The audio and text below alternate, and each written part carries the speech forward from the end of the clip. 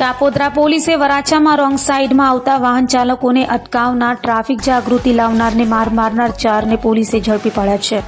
વરાછામાં wrong સાઈડમાં જતા વાહનો અટકાવી તેને પરત મોકલતો વિડીયો બનાવી સોશિયલ મીડિયા પર મૂકી ટ્રાફિક અવેરનેસ માટે લડતા પિયુષ ધાનાણી પર બુધવારે ટોળાએ હુમલો કરી માર માર્યો હતો। આ વિડીયો સોશિયલ મીડિયામાં વાયરલ થયા બાદ કાપોદ્રા પોલીસે ગુનો નોંધી પિયુષ ધાનાણીને મારનાર 4 આરોપીઓની ધરપકડ કરી હતી અને તેઓ વિરુદ્ધ કાયદેસરની કાર્યવાહી હાથ ધરી છે।